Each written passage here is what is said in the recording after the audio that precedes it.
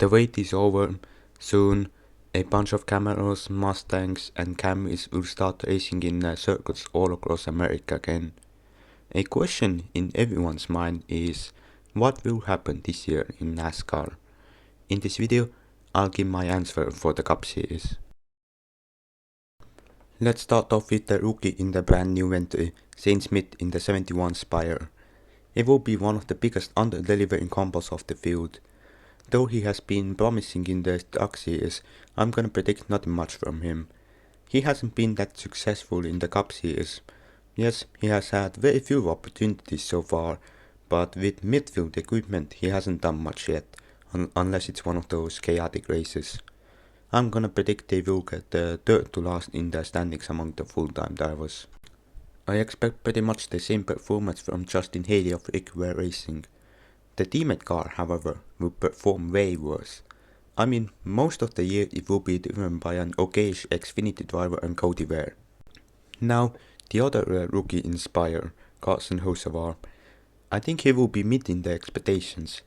That kid proved last year that he can be really solid behind the wheel of a Cup car. I'm not expecting him to be spectacular, but he will do a few nice ones. Now, John Hunter Nemechek in the 42 this year. He will have a Clarkson-like season, except the slump isn't as severe and he will actually race the entire season. I don't know why, but I have a feeling he will underperform. Harrison Burton. These last 2 years have sucked for him, so he got to step up the game this year. Do I think he will? No. I think he will somehow become even worse and be last in the standings among the full-time drivers. Basically, it will be the final nail in the coffin for him. Now, Chase Briscoe. Though Stewart Haas is a sinking ship, it will be a better year than the previous one for Briscoe. Mainly because he won't counterfeit parts and get a 120-point penalty just on like 31st or something. Most of the time he won't be in the game, but when he will be a serious contender for a win. He will get close to the victory lane in a few cases, but never get there. Overall, kind of an upgrade from last year. Austin Dillon, another guy who will have the final nail in the coffin. It's gonna sound cursed, but he will crash less. However, unless it's a super speedway, he will always be mediocre. Todd Gilliland. In 2022, he proved he wasn't worthy of a full-time FRM seat. In 2023, he was given the boot from it and proved he actually is worthy of that seat. And now, in 2024, he will repeat 2022. Eric Jones. Legacy Motor Club really struggled last year as a third-tier Chevy team. Now, they are a first-tier Toyota team, and Eric Jones will really shine with the new car on a few days. He will even be considered a contender for the final playoff spots. Unfortunately, he won't make it. The competition will just be too good, but he will give it a solid try. Let's now talk about the experienced Spire driver, Corey LaJoie. I just don't feel like he's gonna go with the team ice flow. It will be a rather bad season. Next up, Daniel Hemrick. He will just be okay at most, nothing spectacular. He won't really be the guy to watch. He will just be there, you know. I don't think he really can do that one-day wonder, which is the best way for Corey to be in the playoffs. Now, won't be doing this question here. 2023 Austin Cindric will become a two-time Daytona 500 winner. Watkins Glen. I mean, he will be. It's a race that anyone could win, so why not? The rest of the year, he won't be that special, but won't be doing these questionable 2023 races either. In the playoffs, with Atlanta Watkins Glen, he will be a contender for a round of 12 spot, but he will be narrowly out anyway. Moving on to Ryan Preece. This year will suck too. Nothing more to say. Noah Gragson. He has moved to Stewart Haas Racing for this year. He will still perform kinda badly, but at least better than in the Legacy Motor Club days. We are gonna see him run inside the top 10 a few times this year. The issue? He won't finish there in most of these cases. Don't worry though, he will still score a few top 10s. Let's talk about the shared number 16 Golic drive. Most of the year, it will perform worse than the 31, but a few really good road course drives from AJ and SVG will carry it ahead of the teammate car in the owner standings. Now let's get into the bigger league, starting off with the Hendrick driver Alex Bowman. He will finally win and get back into the playoffs, but then when it's time to shine, he won't. He will exit in the round of 16 and just struggle a lot during the playoffs. Daniel Suarez will not make it into the playoffs again. He will have decent races but never great. That will be the issue.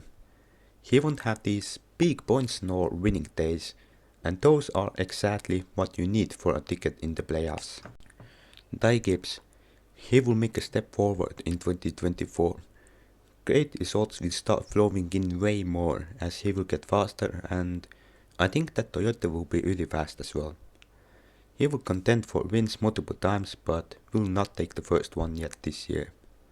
However, he will do enough to make it into the playoffs. In the playoffs, he will have an interesting run, always either finishing in the top 5 or wrecking until his round of 12 elimination. Could be seen in moving on to the next Toyota driver, he will start posting better races. This year, despite the positive momentum of the Brickyard 400, he will be out in the round of 16. Definitely is a team to watch this year. They have a lot of speed. It will be seen in Bubba's results as well as he will start posting better races. Despite the positive momentum, I have a feeling he will be out in the round of 16. It will just be bad luck, not bad driver, but overall an upgrade from last year.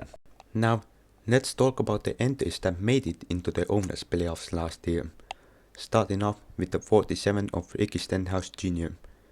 I think he will have pretty much the same form as last year. He will not win this time, and because of that, not make it into the playoffs either. However, it won't be a bad season. The other underdog that made it into the playoffs in 2023, Michael McDowell. I don't think he will have a good season. I think it will be worse than the previous one.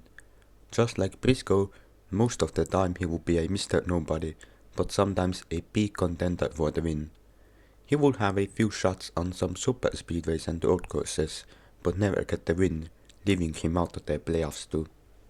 Let's take a look at Kyle Busch now. It's gonna be an odd season for him.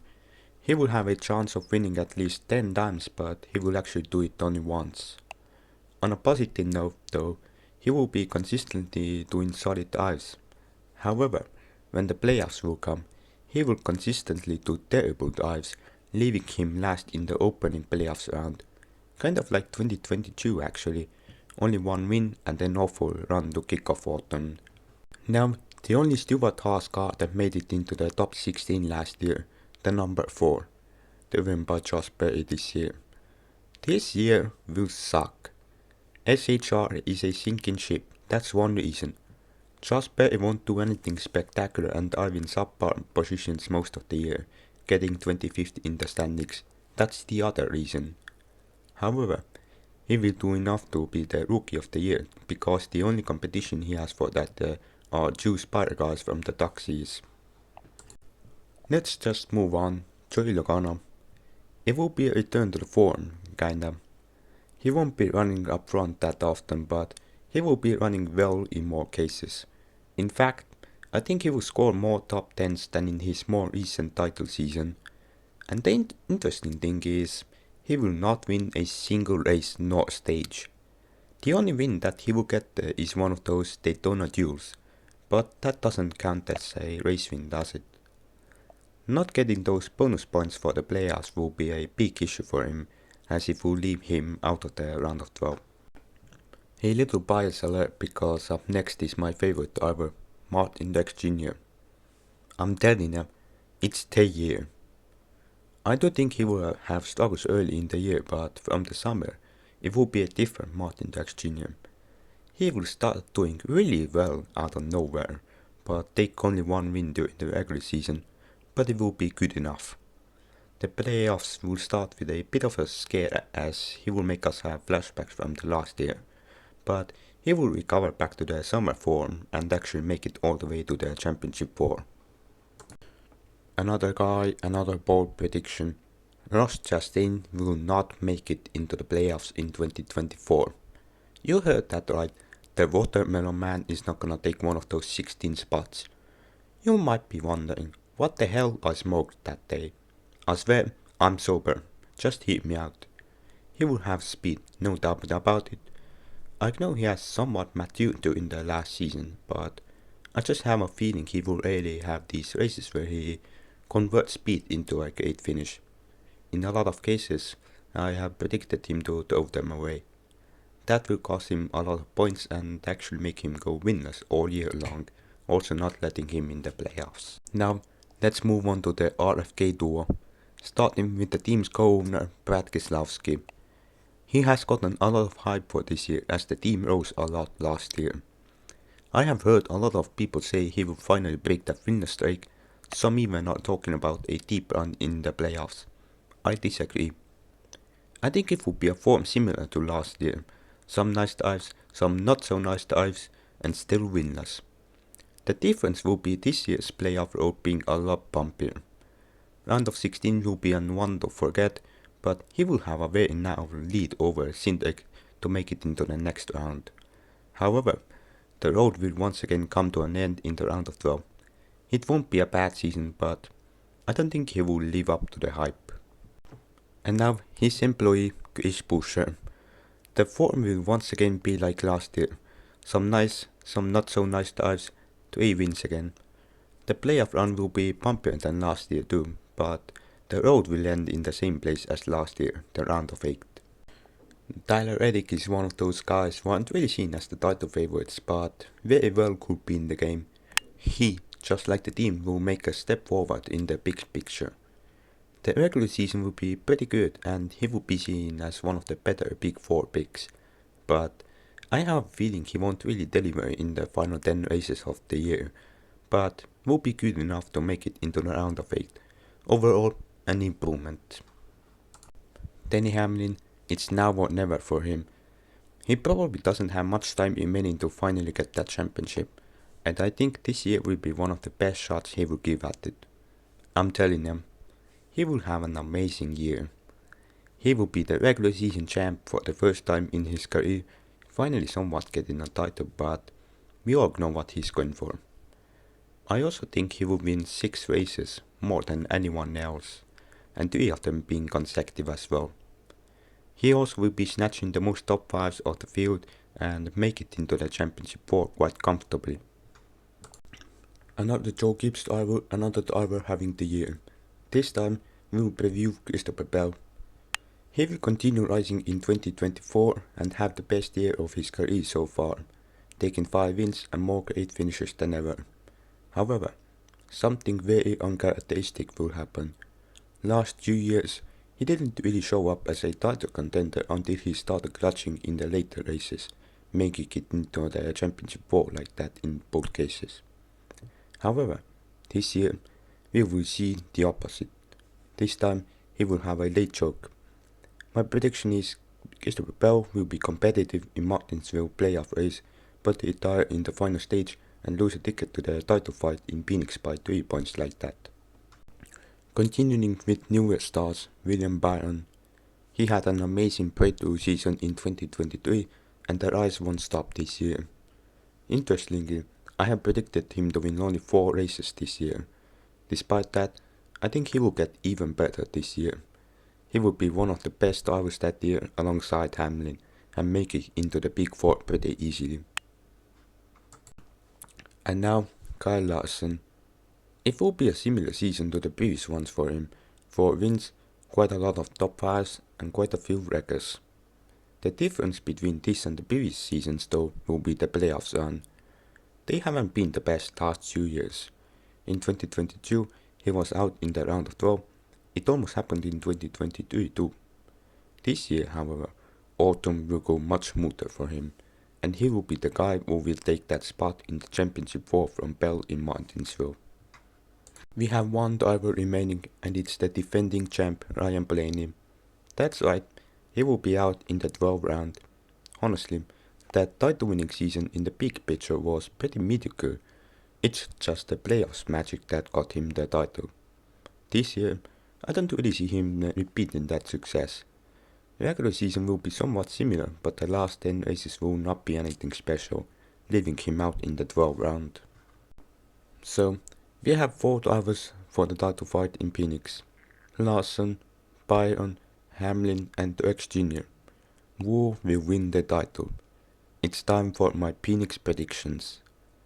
William Byron will not come across the finish line in the finale, leaving him last among the 4. As always, Denny Hamlin will find a way not to win the title, this time remaining behind the other 2 drivers and something going wrong in the dash to the end of the year.